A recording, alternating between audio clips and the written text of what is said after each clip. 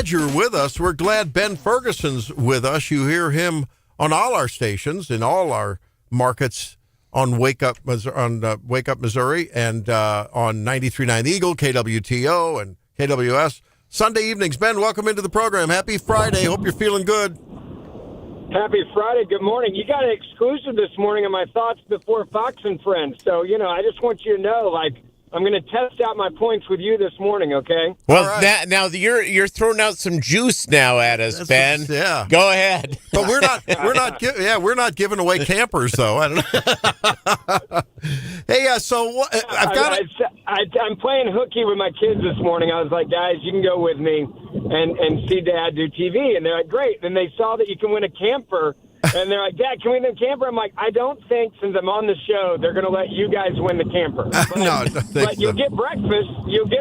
So there's that. If you're going to play hooky, you better play it with your kids. There's no better way to do that. So, Ben, the left-wing media seems to just be unwilling to consider that Donald Trump is making the absolute best decision for our nation and world with Iran. What's going on there? Yeah, look, I think there's a couple things here with this Iran war. If you just put it into context of history, the amount of time that it took us to be able to topple their first in command, surgically strike their second in command, their third in command, their fourth in command, dismantle their military, dismantle their air defense, dismantle their navy, it is truly historic. And from anybody's standpoint in the world, this was the most surgical operation the world has ever seen from any country, full stop. The second part of that is the lack of loss of life, that if you would have put down on paper, this is what we're going to accomplish, but it's going to cost X number of people to do it, has been truly unbelievable how few we've lost. And yet, Democrats, 2 weeks into this, started using the word quagmire to describe what we were doing in Iran.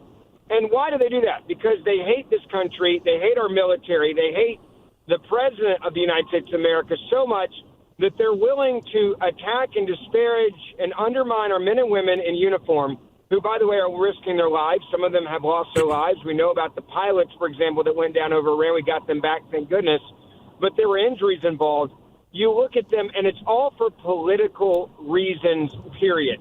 I also think it's interesting, to put it in context, how fast the Democrats abandoned their own foreign policy.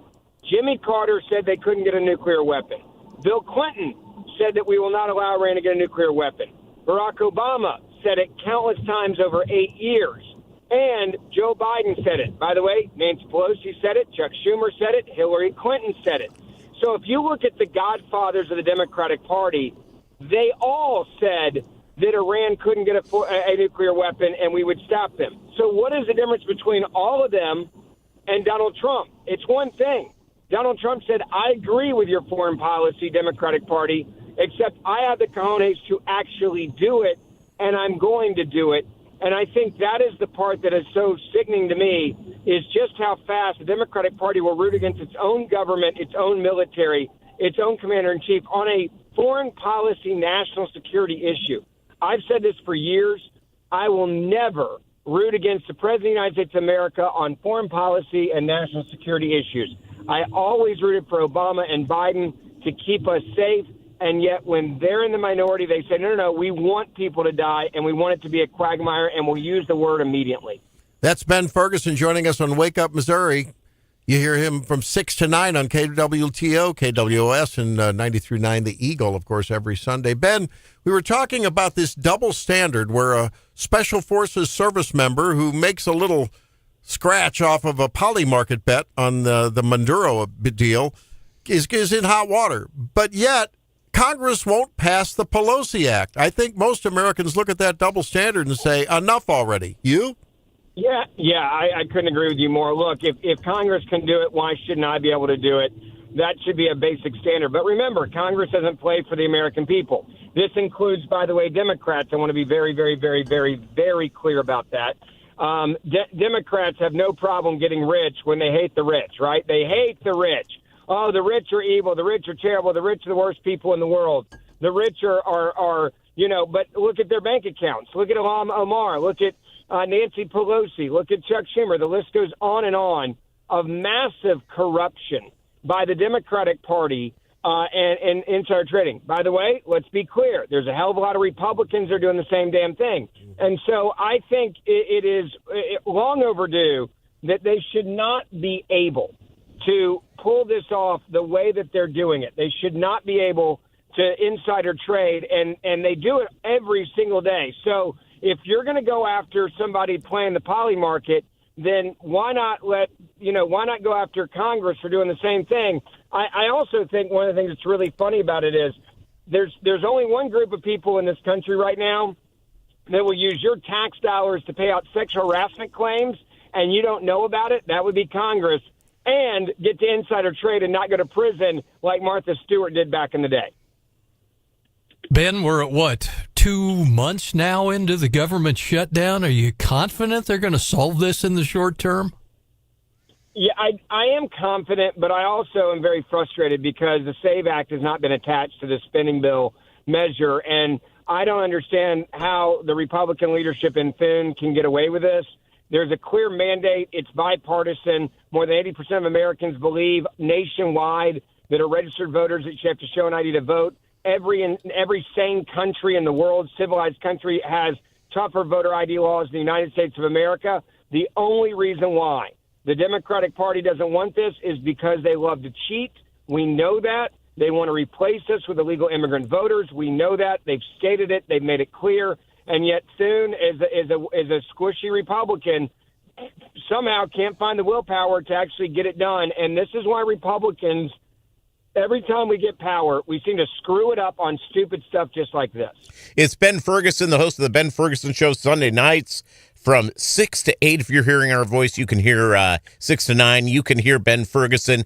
And Ben, on Wake Up Missouri right here, I want to get your thoughts. We're now seeing socialism. We have socialists who are mayors of Seattle and in New York City.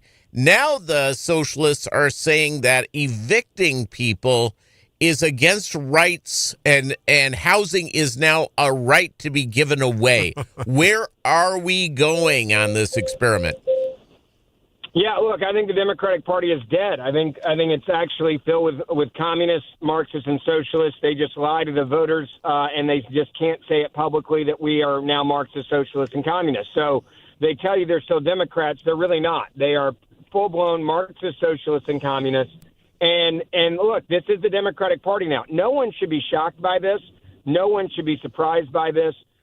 This is exactly what everyone should expect from the Democratic Party. When they tell you they're insane, believe them. When they tell you they're psychotic, believe them. When they tell you that they want to steal from you and take from the rich and give the poor, believe them. This is who they are. And anyone that isn't paying attention to this, well, I'm just going to call it what it is. You're an idiot. Because they're telling you this is what they believe in. This is what they want to do. And they want to take your money and they want to give it to others and they want to put in their socialist programs. And just look at the waste, fraud, and abuse. I mean, you had a letter go out from yesterday from Dr. Oz basically saying that all 50 states in America are on notice. You've got 10 days to figure out who is defrauding your state and who is on a list that shouldn't be getting money from the federal government for Medicaid and other services because of what we've seen in California and Minnesota. Ben Ferguson, I couldn't agree with you more. Being in that business, I tell you, there is the whole Medicaid thing is so rife and just ripe for fraud. You're spot on. Hey, well, we appreciate you being with us. Tell the kiddos hi. Have a great weekend. We'll be listening on Sunday evening to the Ben Ferguson Show, and we'll stay in touch with you at Ben Ferguson Show on X. Thank you, sir. Thanks, guys. Have a great weekend. I'll see you this weekend on the radio. All right, we'll see you then. Very good. He's a good guy. He's good man. Good man. Yeah, he's been in radio longer than any of us. What was he? I think he told us he was like 13 when he started in radio. Yeah. He started early. He was at one point the youngest syndicated talk show host in the world.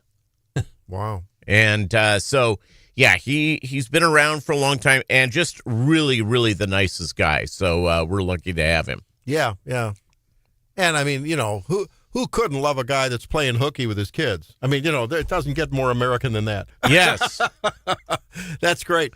Now there's I don't think we're going to talk about this now, but at some point, well, maybe we should talk it for just a minute or so.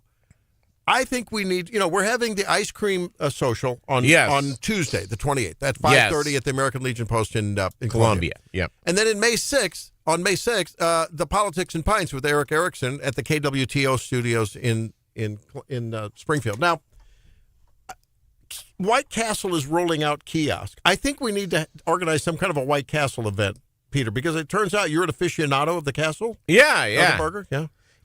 Extra pickles? No, I take it as the good Lord intended. Natural. Now I will say this: the last time I was at White Castle, which was a few years ago, I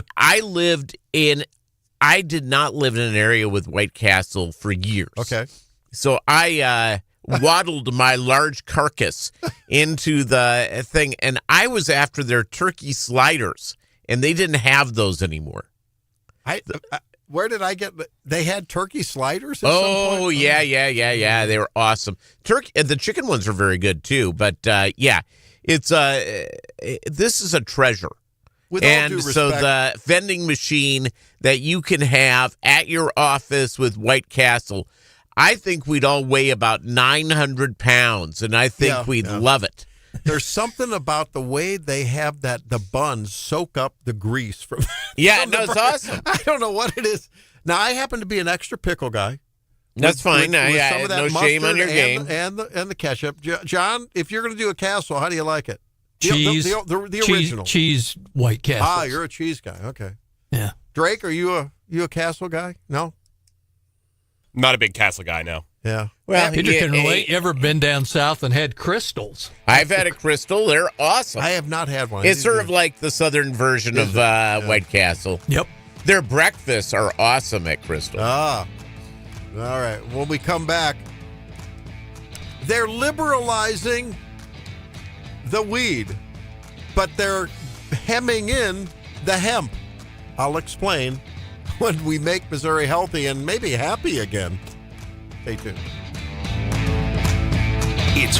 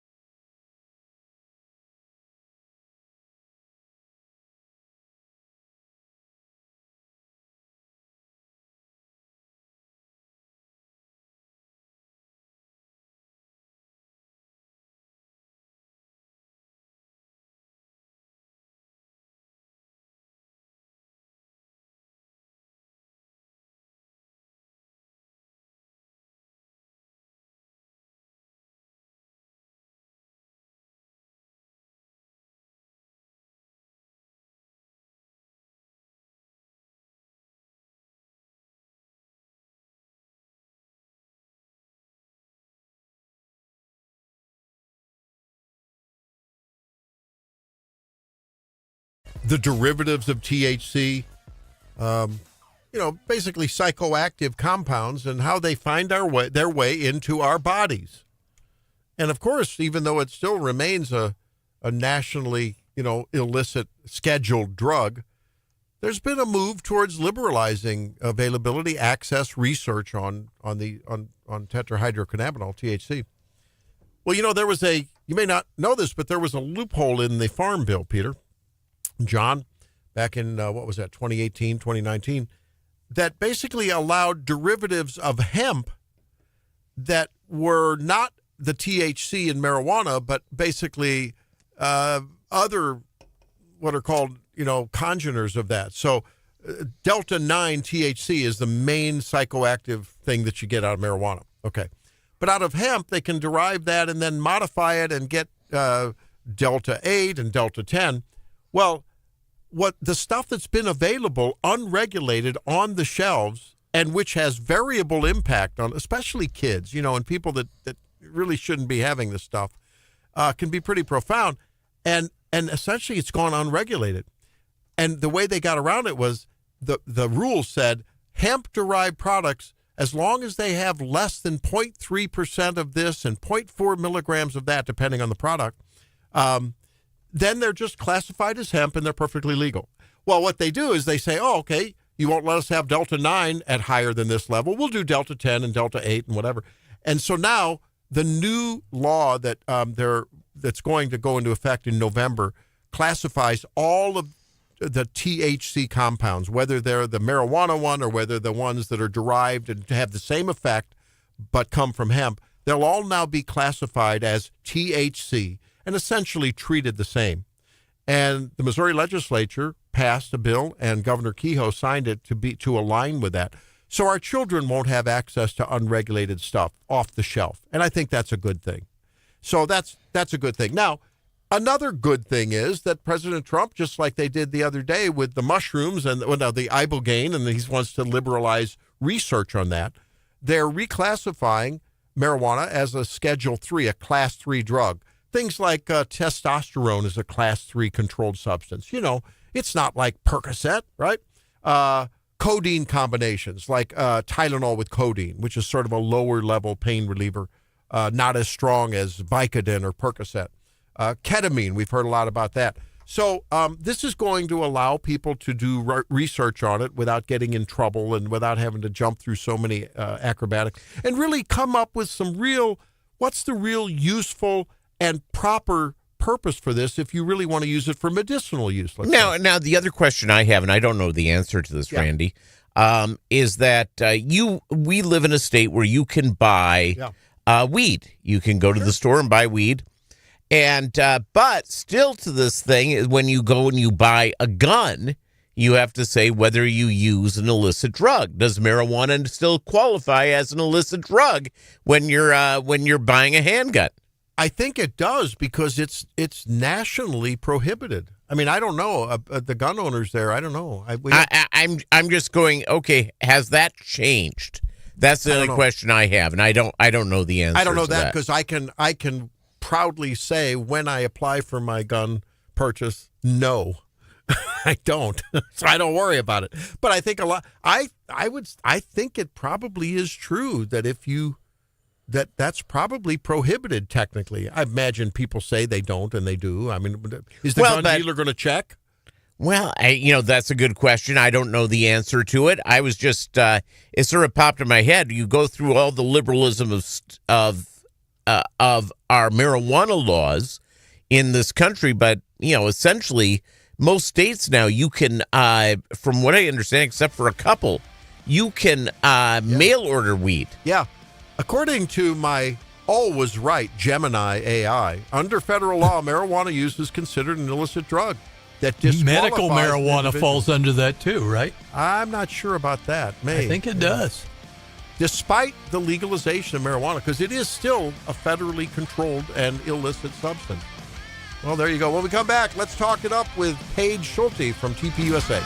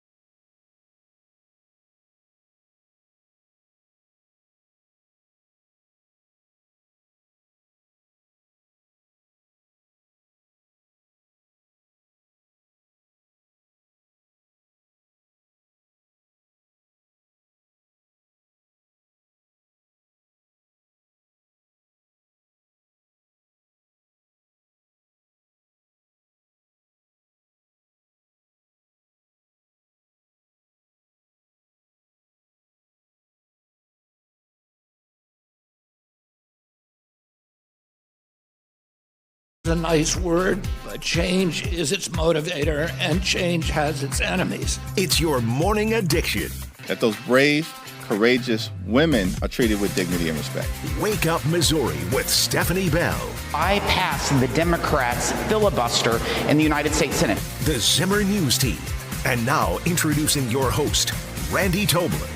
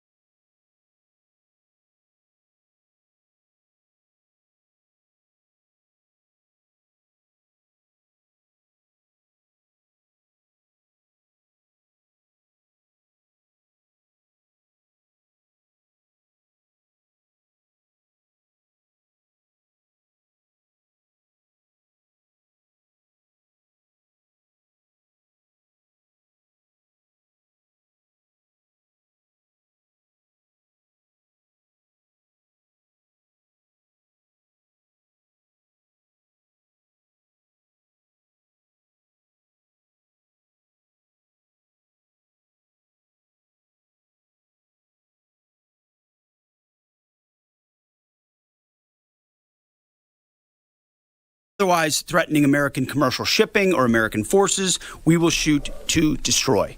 No hesitation, just like the drug boats in the Caribbean.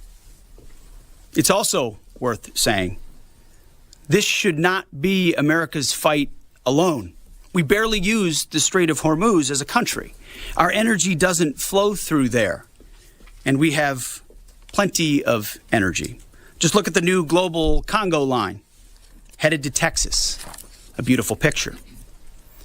Europe and Asia have benefited from our protection for decades, but the time for free riding is over. America and the free world deserve allies who are capable, who are loyal, and who understand that being an ally is not a one-way street. It's a two-way street. We are not counting on Europe, but they need the Strait of Hormuz much more than we do, and might want to start doing less talking and having less fancy conferences in Europe and get in a boat. This is much more their fight than ours. On this core mission, America's will is unshakable, our capabilities unmatched. Our blockade is only growing and going global. And as the president said, we have all the time in the world. All right. Well, okay, what started out as what'd they say, 6 weeks at the most, right? 4, 5, 6 weeks. Yes. Is now all the time in the world. And I think we all know that when they projected that timeline, it was negotiable. It was going to take a little bit more or less, probably more. But I think one of the things that we may have underestimated is the tentacles of their military.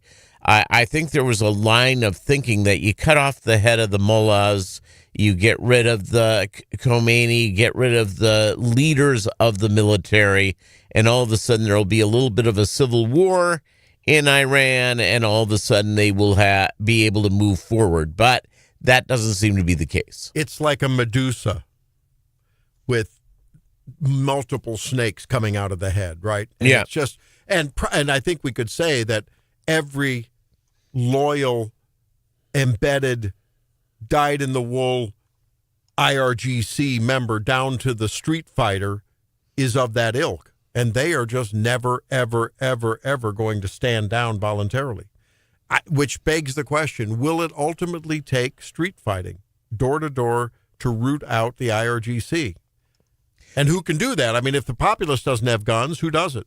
Yeah, well, it has to be within the military ranks, and they have to fall apart. Yeah, and as of right now, that has not happened. Now, the big question, of course, is when does the Iranian Republican Guard take over Khomeini's piece? That's where I think the thing is going to be played.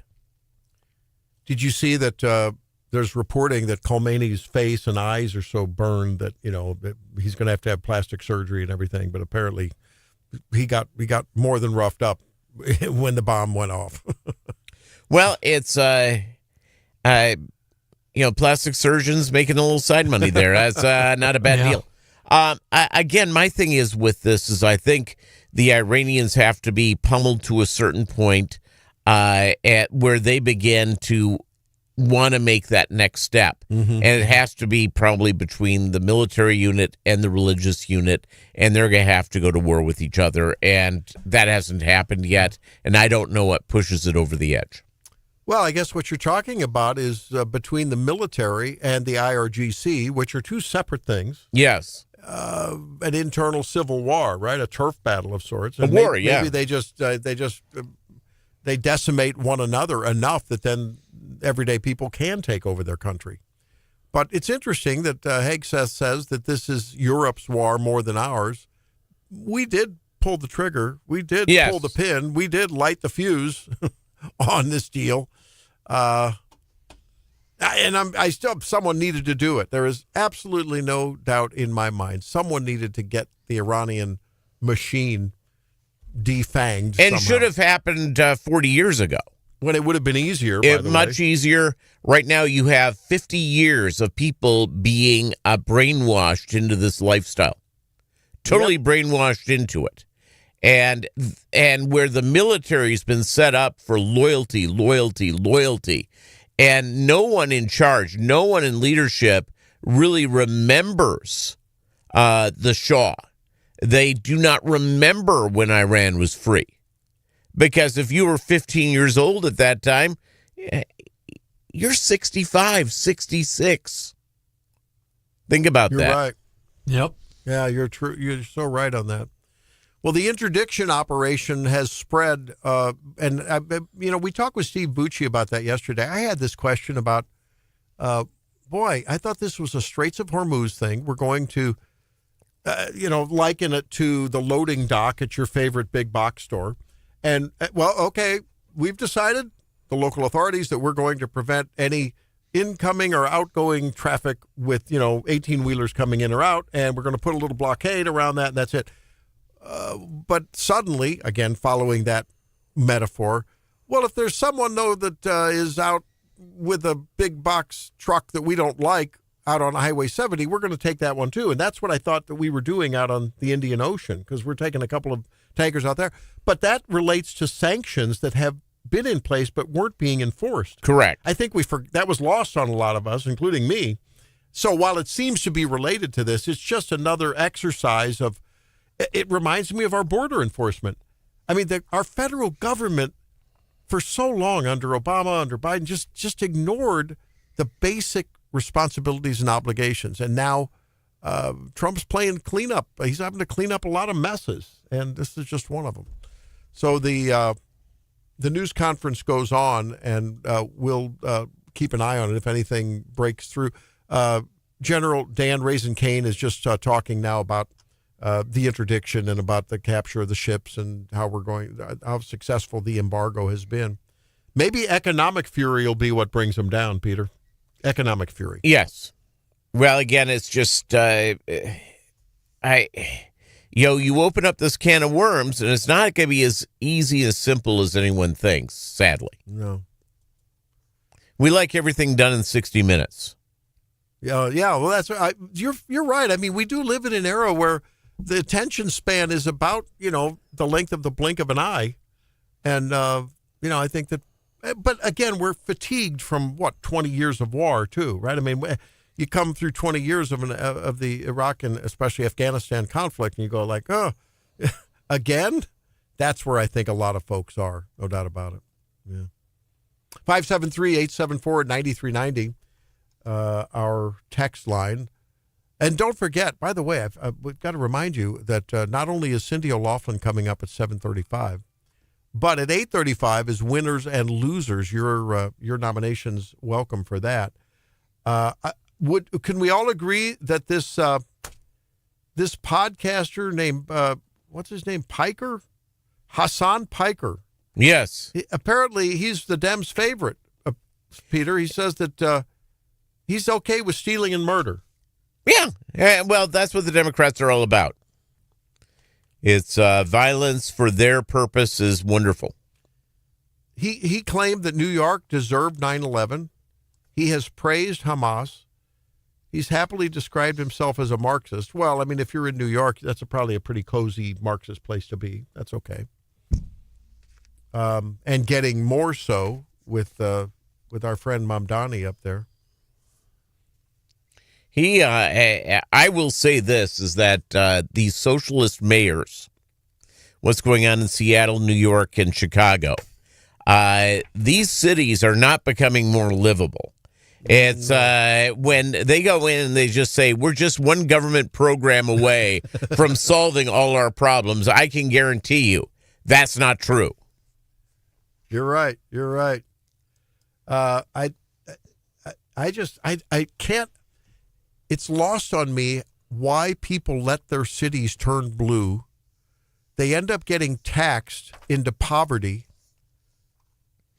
continue to live there and ask for more government services, and the vicious cycle continues. And then ultimately, we see it happening in California. We see it happening in New York.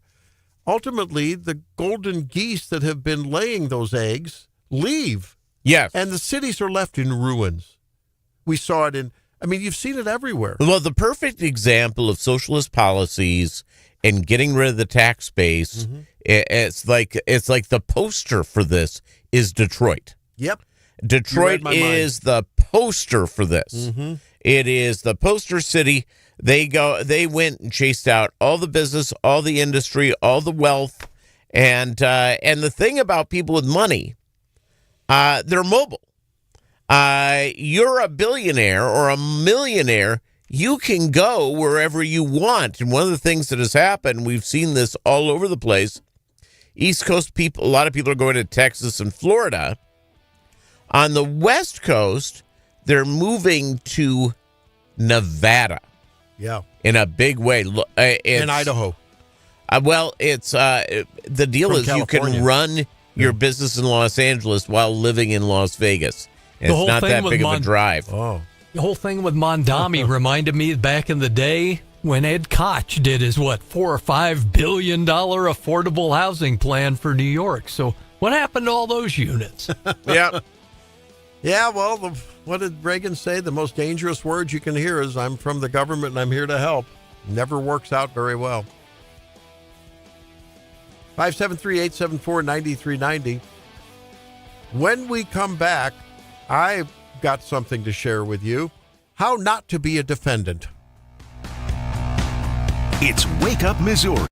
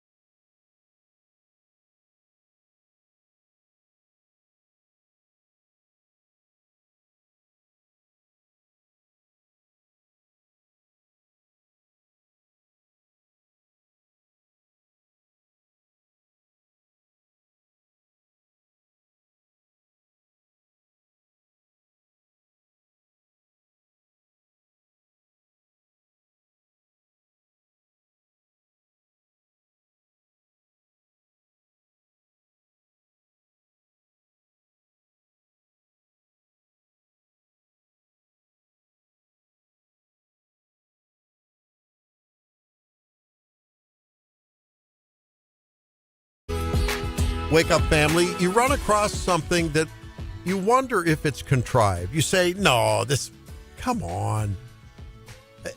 If I'm in a courtroom and I'm a defendant in a criminal case and I'm in an orange suit and I'm handcuffed and I'm defending myself, I'm going to do my best to probably respect the judge and try to be as upstanding a citizen as an orange jumpsuited handcuffed person can be. Right? Peter? Yeah, one would think. One would think. Drake, if that was you, right, you'd treat the judge with great respect and do your very best to sound like Stephanie or Jennifer Bukowski. You have never seen me in court. I am terrible. I am the most I dig myself into holes. You just revealed a lot there, my friend. Yeah. Good. Okay. He's being honest. Yeah. And which I think is good. Yeah, some of us like to keep the integrity with this show. So, I'm trying to keep that. So you keep our reputation high, and yes. Okay. I'm not going to lie to the listeners. Yeah. When they go low, Drake goes lower. All right. So this guy is sitting here, and this is the second day of apparently his his arraignment hearing, and the judge is frustrated as all get out with him. And this is how it unfolded. You know what that means? You can give me whatever warning you want to. I'm going to speak my mind, whether you like it or not. So I just want to make sure you understand that when you disrupt this court proceedings, I have the power to hold you in contempt of court. And part of that can be to confine you for up to 6 months in the Porter County Jail just for your contempt.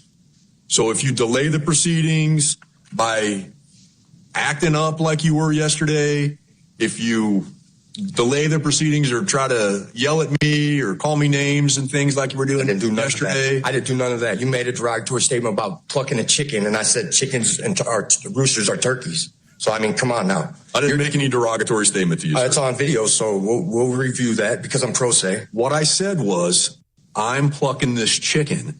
Right. You're just watching the feathers fly. I'm not a chicken. And what that means is... I know what it means. I need for you to allow me to control those proceedings. This went on and on and on. I mean, this guy was in the judge's face. I'm not a chicken. Well, again, it's... You're already in deep doo-doo.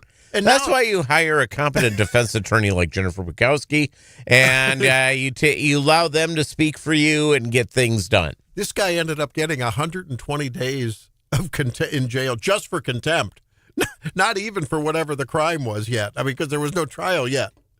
Well, maybe you need a nice place to stay. You got 3 hots and a cot. What's wrong with that? I think you're on to something, Peter. I think you're on to something. Maybe it's better than the squalid life that he was living, right? Correct. Could be.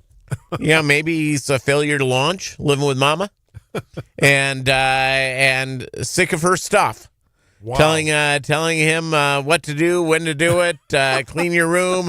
No, I'm not bringing you SpaghettiOs. I don't know. You don't know what's going on with his life. But you're right. 120 days may be a nice thing for him. He may want it. Free TV, 3 squares, a soccer game, basketball, play some hoops. An occasional shanking. Whoa, hello. All right, that's Peter. Not Stephanie. That's Peter. In for Steph. I'm Randy. There's John and Drake. When we come back, we talk with Senator Cindy O'Loughlin. The budget bill has been passed by the Senate. There's some work to do there. I think there may be some breathing room to do some other things on her agenda. We'll talk with President Pro Tem Cindy O'Loughlin in 5.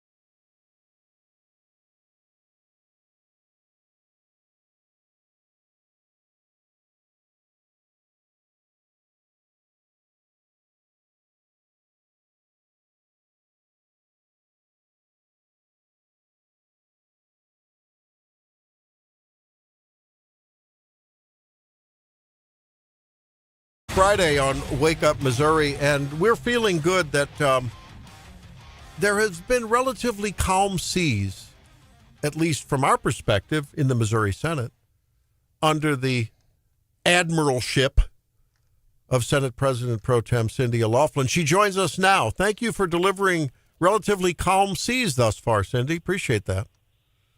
Well, you're welcome. You know, I have a lot of help.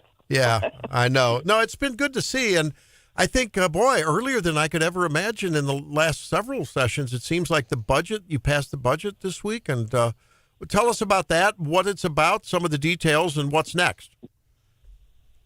So, you know, we have a new budget chair, Rusty Black, who is from Chillicothe area, was a teacher for a long time in the ag department, I think. And anyway, he's kind of a plain-spoken, pretty humble guy, very smart, and just really easy to work with. So he was on the Appropriations Committee anyway as the vice chair. And so he has helped steer the budget this year, and he's had good conversations with everybody and managed to cut the budget and still get along with everybody. So it's kind of like a little miracle. Yeah. Because the budget does need to be cut. Yeah, no doubt. It's cut by what, a couple million, right? No, by about $2.5 billion. Billion, sorry. Yeah, billion. Yeah, that's great. Yes. Well, yeah, the budget has swelled over the last, I guess since COVID, right? A lot of edema. Yeah. So people, I mean, maybe they hear a number and it just kind of passes through their mind. They know it's a big number, but the reality of it is about 27% of it comes from general revenue, which is state taxes, but about 50 to 60% comes from federal funds. Mm-hmm. And then the remaining 15 or 20% comes from different fees or dedicated funds. So a lot of the money comes from the federal government. Mm-hmm. And during the COVID era, of course, that ballooned big time.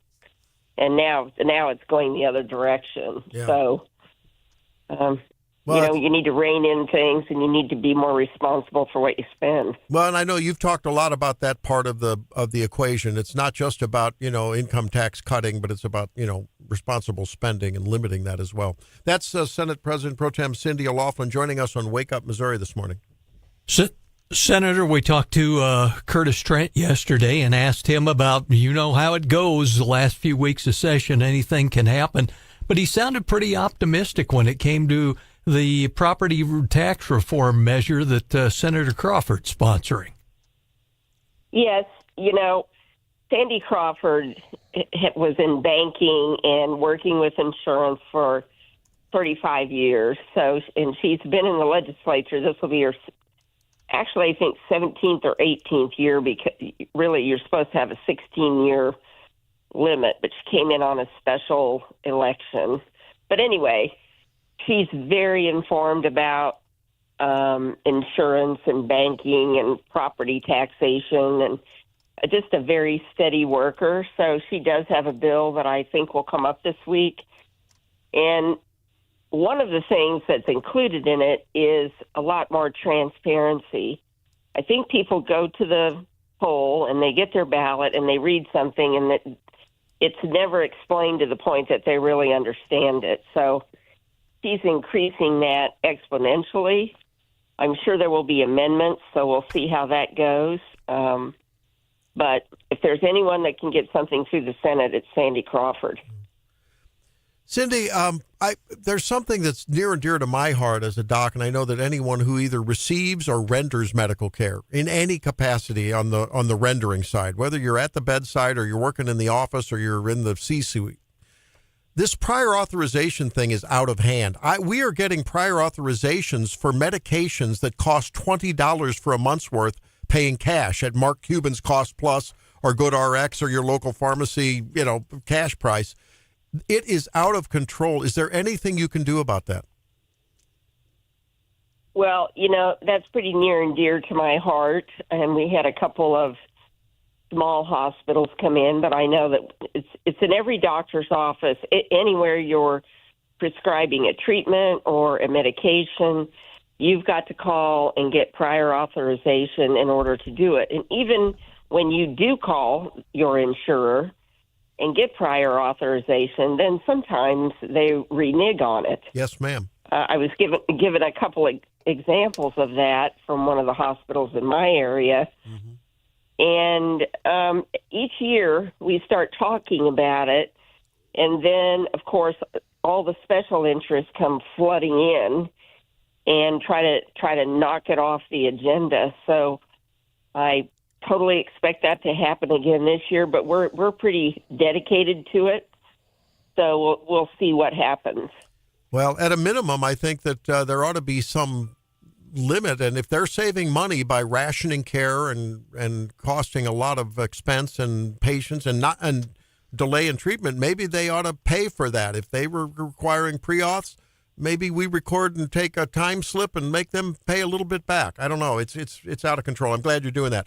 What about pharmacy benefit companies? That continues to be a big conversation point.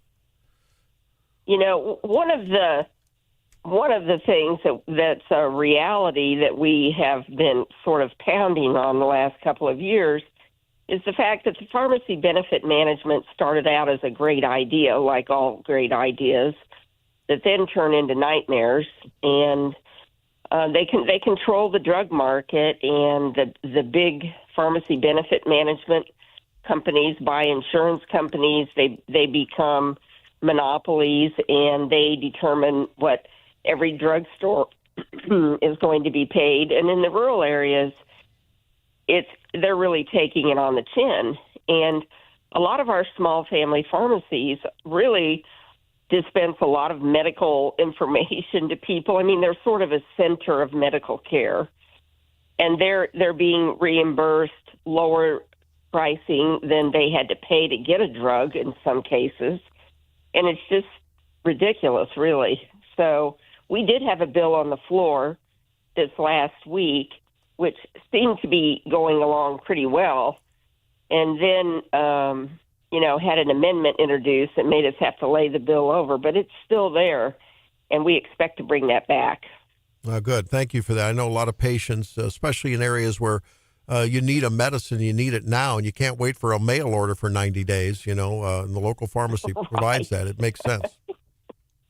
Senator, how concerned are you, and this is kind of a loaded question, at this time of the session when you have to worry about things getting turned into omnibus bills? We think back a couple sessions ago where the development measure was sailing through, and then we got the backyard chickens line in it and all that, and it went up in a puff of smoke.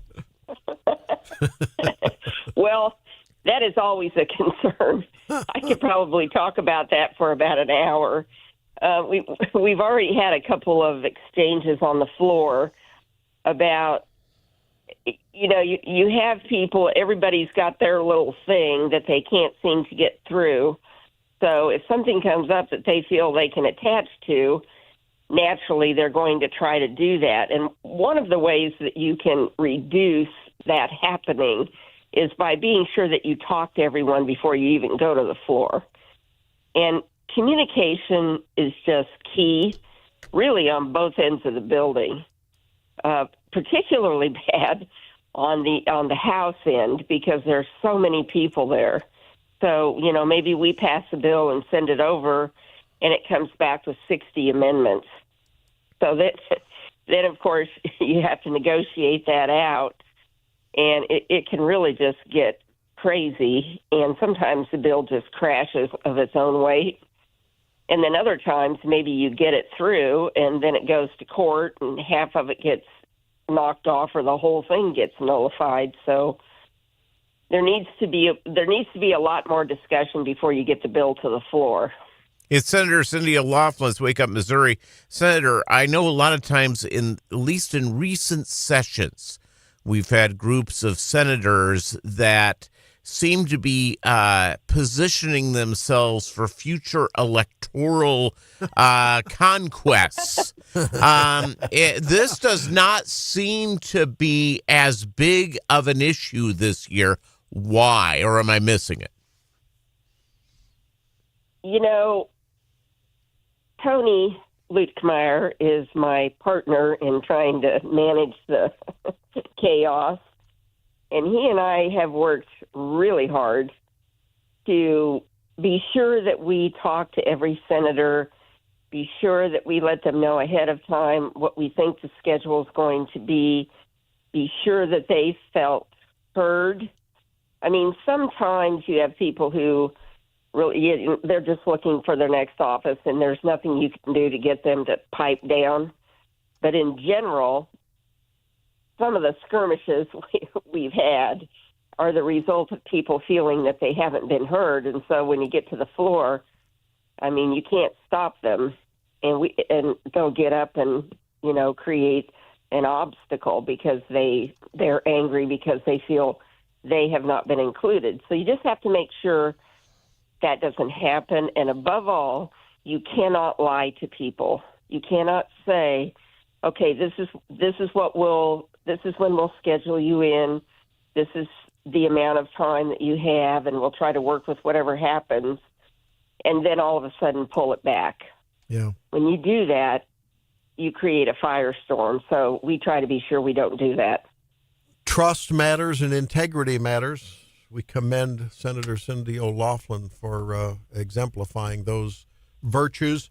Hey, thanks for passing that bill along with your House partners on the other side to really align with federal law in terms of the hemp being marijuana when it's sitting on a shelf unregulated, or at least derivatives of hemp they were getting through a loophole there. Thanks for closing that loophole. It's on the governor signed it, I think, right? Or is it on his desk?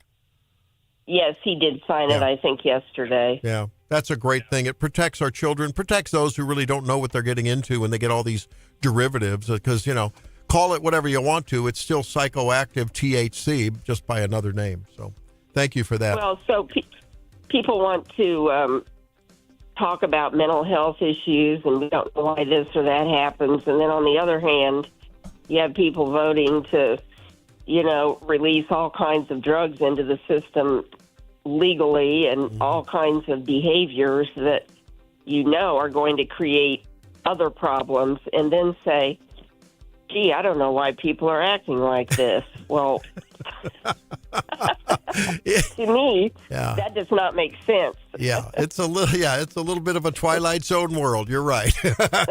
Yeah. Thank you so much, Cindy. Have a great weekend. Appreciate it, as always, you being with us. All right. Thank you. Okay. Take care.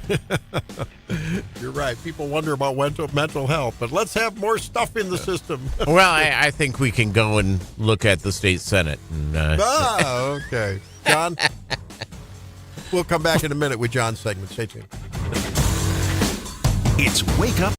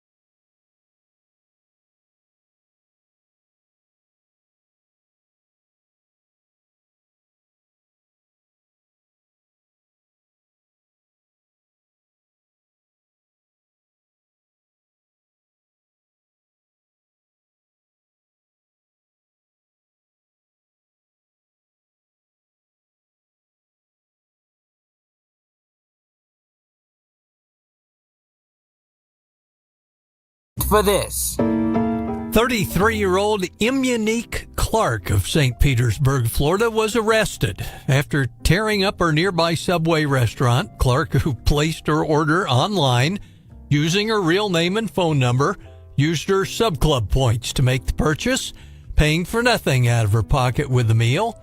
Yet reportedly upset by the hot peppers that appeared on her sub, she went to the store where a Subway employee told her that the sandwich had been made according to the online order and they would not be providing a freshly made sub to replace the original order.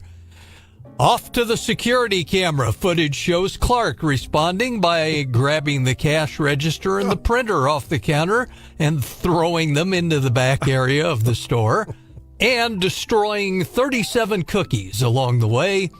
Charged with criminal mischief, arrested, bonded out. Her prior convictions, they told the TV guys, grand theft at a department store and attacking her children's father with a knife.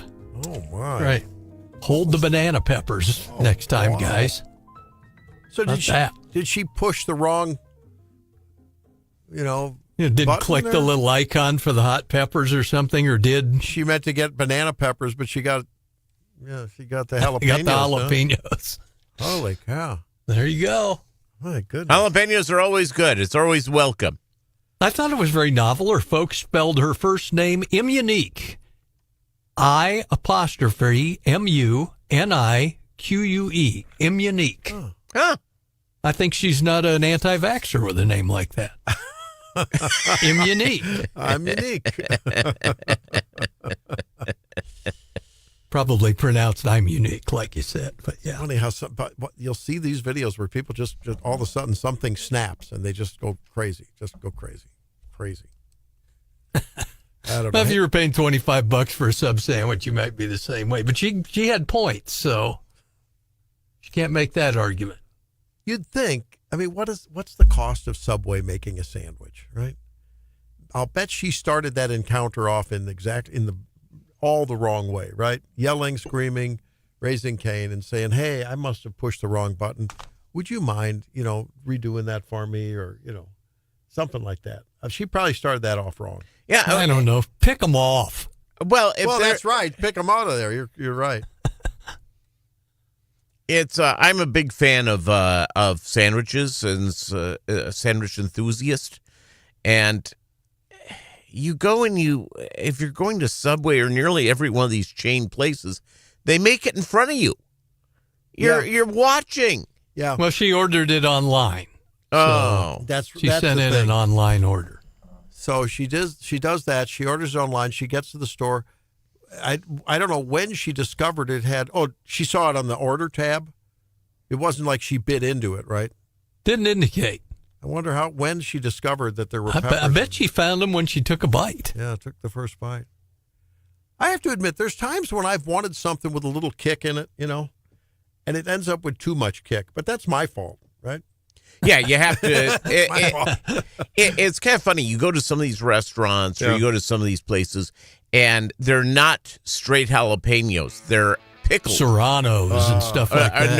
No, some of them are pickled jalapenos. There's one place I go to, and which doesn't quite have the kick, which is fine on a sandwich. Maybe that's okay. Yeah. Otherwise, the jalapeno steals the show. It's like have a little heat with your sandwich, and you don't know anything else. It's Wake Up Missouri. Don't forget winners and losers coming up. Hey, don't give up on redistricting in Virginia yet. There's hope.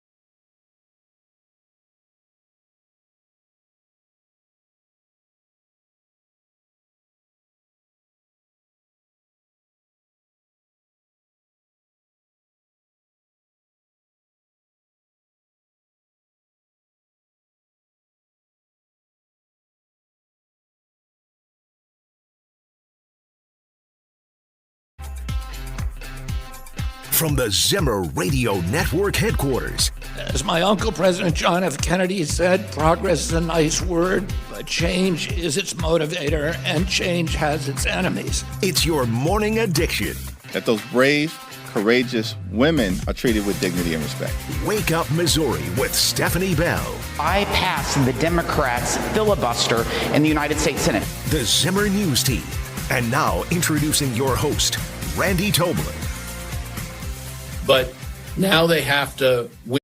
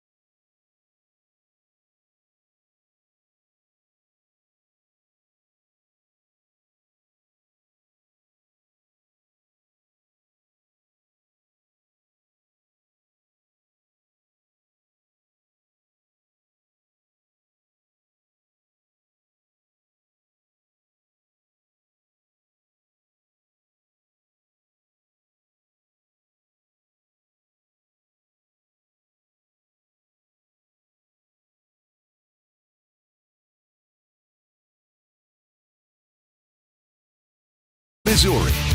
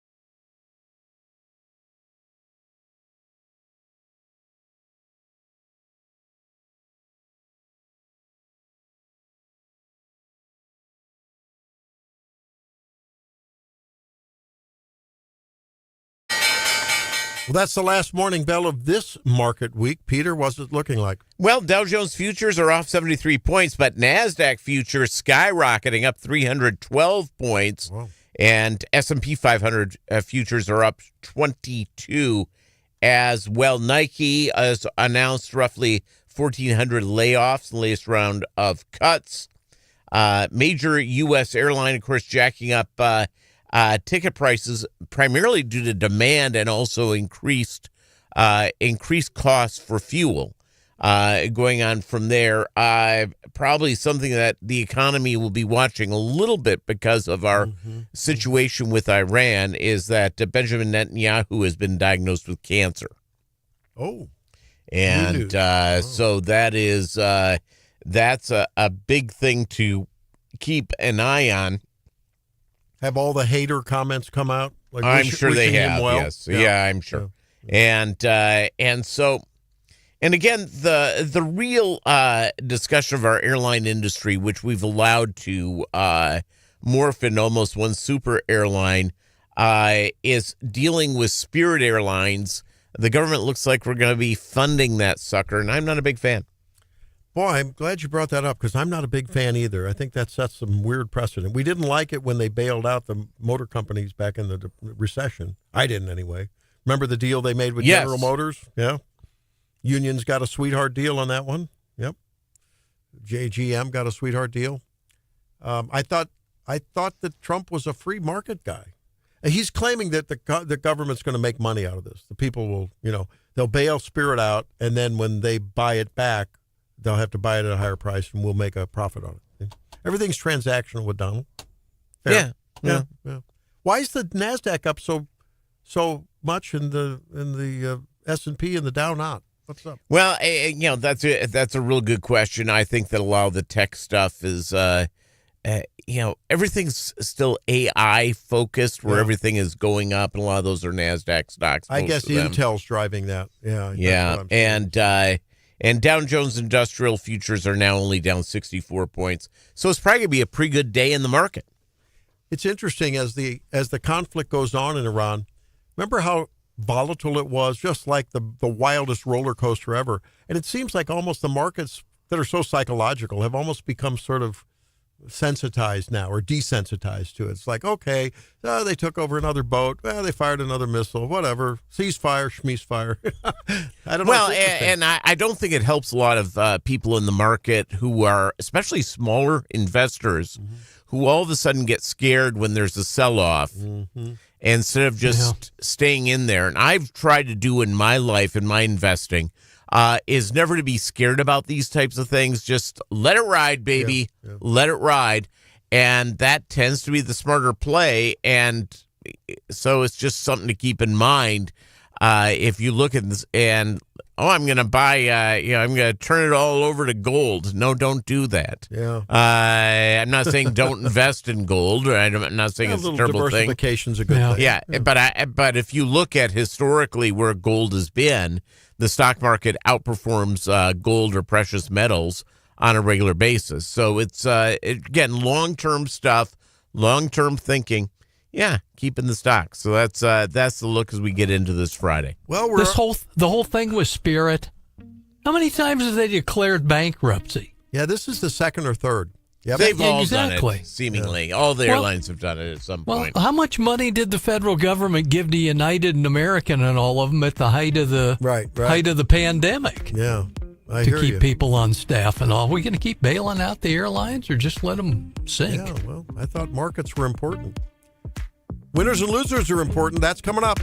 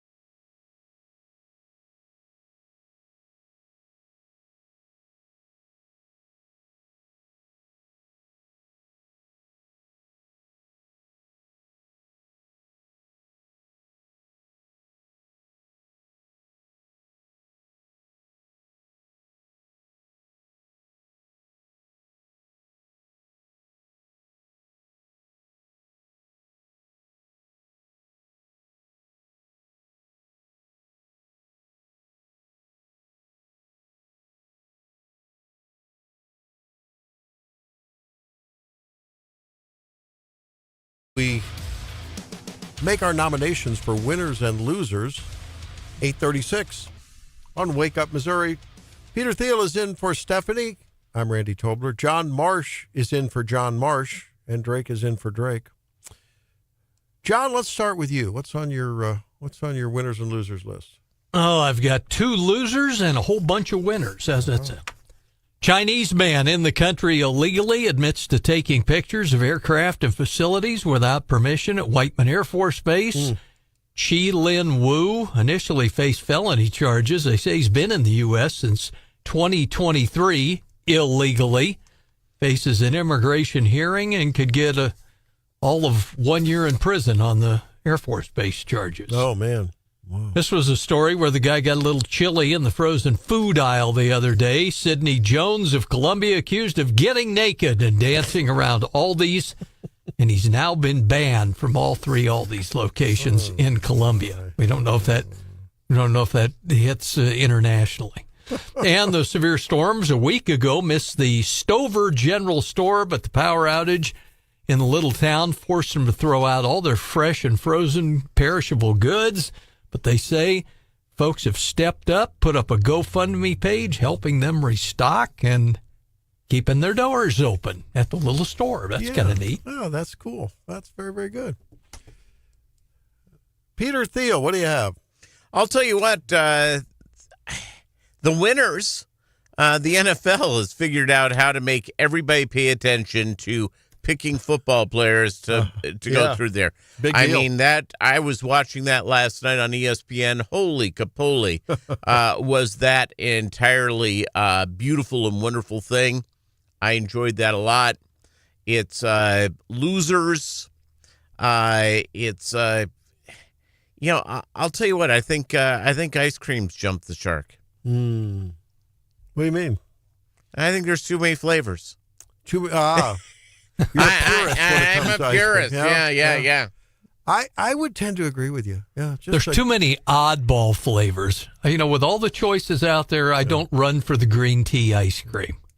Yeah, I go through. I was at this thing. Of course, the Ice Cream Social is going to be on Tuesday night, where we're going to have American flavors there. Yeah. Red, white, and blue. Strawberry, vanilla, and Tiger, what's the blue? Tiger. I don't know. Tiger as well. Yeah, Okay. it's so that'll be good. I just go through the line at the grocery store, the ice cream section. Mm-hmm. You can be standing there for 45 minutes trying to figure out what you're buying. There's way too many flavors. Let's stop it and get rid of it now. Let's. Where's the state of Missouri on this? Baskin-Robbins would disagree with you, Peter. It's Ben and Jerry's would disagree with them too. Those commies. I won't eat Ben and Jerry's. I won't patronize them. Just won't do it. Chunky Monkey's pretty good stuff for It's a good bunch stuff. of communists. It's good stuff. I'll take one for the team, though. I'll do without it. Well, that is leadership. It is. All right, so I've got to tell you, Paul has an interesting winners and losers list. 573-874-9390. You can call us as well, 800-529-5572. I didn't know this, but congratulations, and Paul reminds us, a winner is Professor Tony Lupo for his appointment to the EPA's Science Advisory Board. Nice. Wow, Tony. Do they know who they tabbed? I don't see the EPA and Tony being on the same wavelength. Well, Trump's EPA, maybe so. Yeah, Maybe that's a good so. point. And you know what? This is a testament to Professor and our friend Tony Lupo's great virtue. Many people would be all over the map, waving the flag. Look at me. Tony didn't say a word. He and I had a text exchange the other day. I did a story about push-ups. He said, how many push-ups does it take at what age to be healthy? And he can push up like crazy, by the way, guys. He didn't mention a thing about that. He had every opportunity to. Like, hey, by the way, and not in a braggadocious way. But I would expect no less from Tony Lupo. Good for you, Tony. Congratulations. Judge Jack Hurley, who blocked the VA redistricting vote. That's a good one, Paul. Losers. Oh, this is sad. Marshall's Fitzgibbons Hospital declared bankruptcy. I hadn't heard that. I didn't know. Yeah, that. but they found a new owner. Did they? Okay. So they're going to stay open. Yeah, we had the story and said they're going to stay open and keep folks on the payroll. All right. By the way, another loser, Mike Vrabel. Ooh. There you go. Coach of the Patriots. And what about, what's her name? Diana Rossini's already unemployed. Yeah. It's probably going through a divorce fairly you can quick. still be a loser if you're unemployed. Did she resign, you think, Peter? Or did she They pushed her out. Okay. And Paul says the Virginia Democrats who showed gross disregard for our constitutional republic. All right. Look, I would say the losers increasingly are the Iranian people who are having to endure what's going on over there, and I think it's all in the end going to work out very well for them. But they're really struggling, and they need freedom. They need to be free from that tyranny, for sure. And a winner, I think we should say, the Missouri Senate's been so far a winner this year. They're getting some stuff done without a lot of turbulence, and I think Cindy O'Loughlin is a winner. She joined us earlier. You can listen to her on the podcast later in case you missed it. Mike Kehoe, the governor, has done a really good job of leading from the bully pulpit, and I think it's been very good. I think Nick Schroer has done a good job making the Freedom Caucus an effective voice for very conservative policy. So kudos to a lot of folks in Jefferson City doing a great job. And she mentioned as well Sandy Crawford. And Sandy Crawford. And she added something most people know. She's got a couple extra years because of that special election, but I thought that was interesting too. Brian, who do you have? I've got one loser, and I've got a couple of winners as well. One of my losers, folks, it's on the Columbia Police Facebook page. 7 Brew, which has that brand new coffee shop on Clark Lane, in Columbia, exactly in Columbia, donated coffee and drinks to the officers who were out on duty this week. There are a couple of people that are on the CPD Facebook page. You can read it for yourself that say they will no longer ever have coffee there because they donated they're mad. They donated. Who donated the coffee again? The 7 Brew Coffee donated coffee to the police, and a couple progressives were upset about it. Well, don't worry. For every one of you who want to be petty, there'll be plenty of people who'll extra patronize 7 Brew. And I will tell you that it's been packed. You can't hardly get in there. It's been that busy. But anyway, that's interesting that those comments are on there. And then winners of the week. Number 1, Southern Boone R1 having a big event tomorrow, Randy and Peter, that to raise money to eliminate student meal debt. I've got that up on our news site in Columbia, 939theeagle.com. That's from 11 to 2. Bowling for Autism is tomorrow in Columbia. That starts at 11. Tiger John Cleek's son, John, heavily involved in that, and I'll be participating in that. A lot of folks from the station as well, raising money for Easter seals. And last but not least, another winner, and that is the Chiefs taking a first-round selection. This guy, I'm telling you, is really good. Mansour Delane, cornerback. Doesn't have a ton of interceptions, but he was a shutdown cornerback. I watched a lot of LSU football last year, and I will tell you a lot of quarterbacks didn't throw to him, but I think he will do well. I was a little surprised they took a corner in the first round, but I thought they'd go with an offensive lineman. I still think he will do well. They need offensive line help. Bad. They needed help. They need it. Well, but a lot of the Chiefs organization thinks they have their offensive line and that they just had injuries. And I hope that's the case. And again, is going for their. My only guess was that, and my only concern of the draft was that the Chiefs did not give Patrick Mahomes that number 1 receiver that I think he really, really needs. Rashee Rice can be that if he's not being arrested. And if we can keep Simmons and Wayne Morris healthy. Well, they have their coaches setting a good example for them. Not. Well, that's interesting. But Omar Cooper would be, in Peter's point, a guy like that Indiana receiver that went in the first round. Cooper. I mean, that he's a big time receiver. Probably going to start right away. But it's been fun. Fun to watch. Mendoza and his family are winners, aren't they? Oh, absolutely. He stayed home from the announcement ceremony. And his mom has multiple sclerosis, and they stayed home. He saw the celebration on the social media with all the family. It's just a really heartwarming story. It gives you hope that there is some sense and reality in this country. After we talked last segment about how people think shoplifting's okay because they don't like big corporations. Oh, goodness. Holy cow, what a loser those people are. Thank you, guys. All right, thank you, Mr. Bryan. What do you have, Drake? All right, I got I guess a winner and a loser, and winners out of that loser.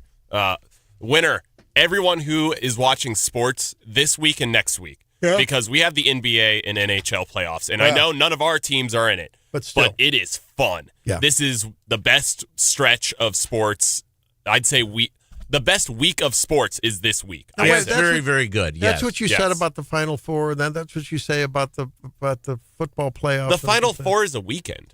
I know, but no. This is the best week stretch. Okay. This is sustained. Yeah. NBA's on every day, and NHL's on every day. And those games, I've been watching both the NHL and NBA playoffs.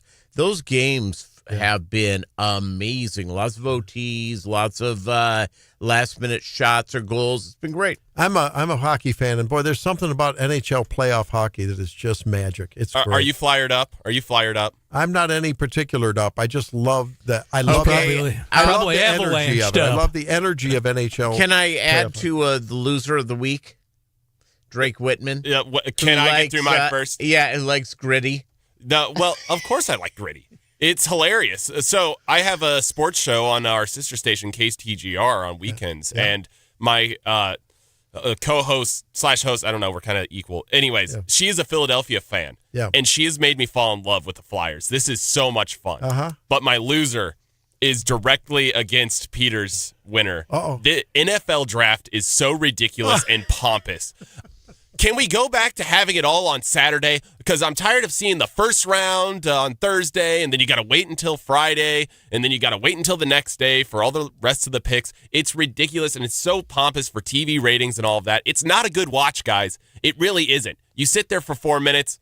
Oh, they picked this person. Woohoo. Yeah. And then it's on to the next, and it goes on for hours for nothing. And we could have done this all day Saturday. I kind of in your ballpark with that one. I'm the guy who goes to the good old Mel Kiper Jr. website to see what's going to happen, and he nails it every year.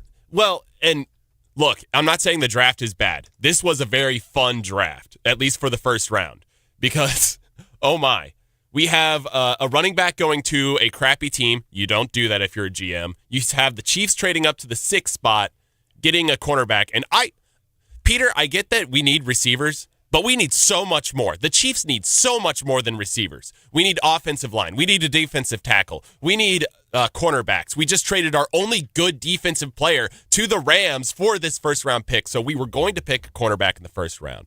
We can pick up a wide receiver in the second. It'll be easy. It'll be fine. Don't be worried if you're a Chiefs fan, because there are so many good receivers in this draft. Don't worry about it.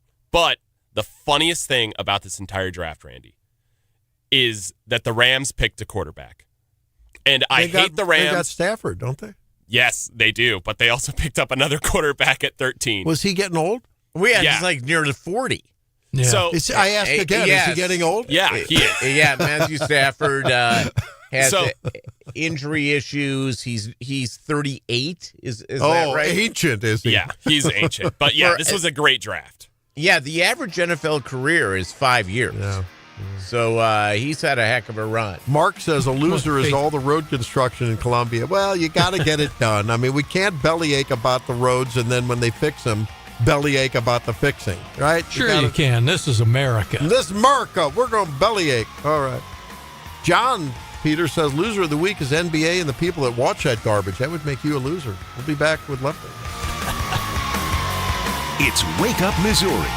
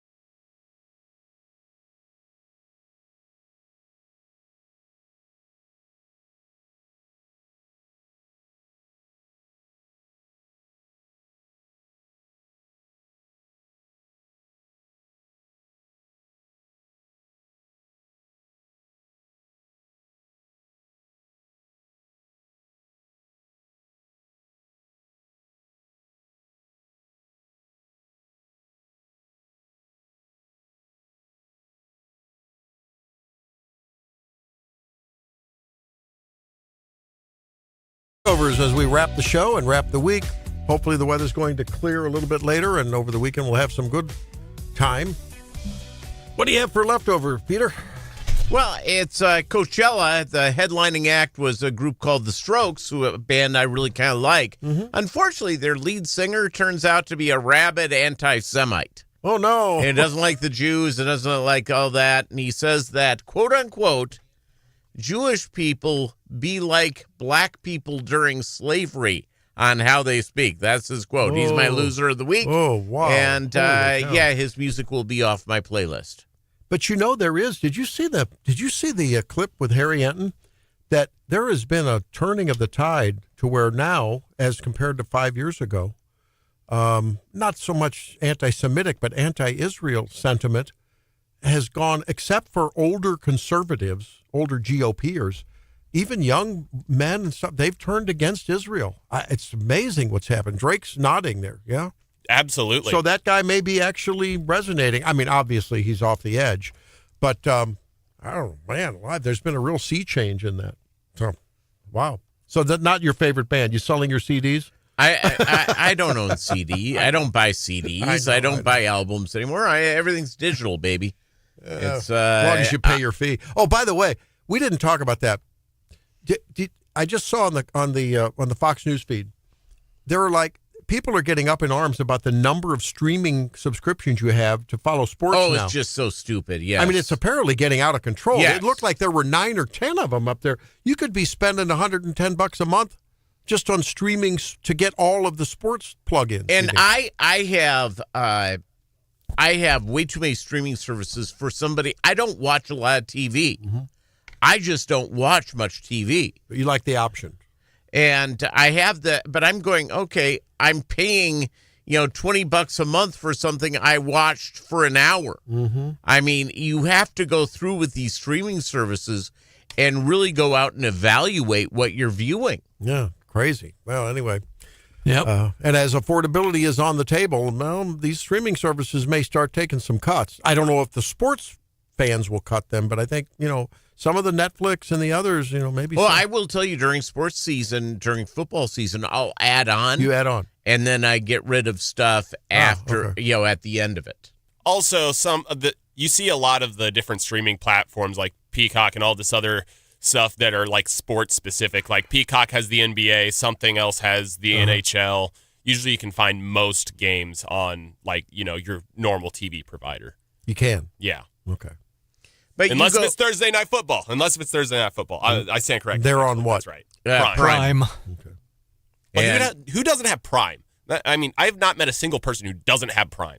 I'm getting annoyed. I got rid of my Prime. I'm getting annoyed that every time I'm now on Prime or Netflix or anything, I've got to watch commercials all the time. There you go. Yeah, you can pay a little extra money. I'm tired of paying a little extra money here, a little extra money there. It's like, I'd like to get a sandwich. Well, there's extra money for the bun. What? No. That's why they put the commercials in, so you can go make a sandwich. There you go. Go make a sandwich. Have a great weekend. See you on Monday on Wake Up Missouri. Gary's next.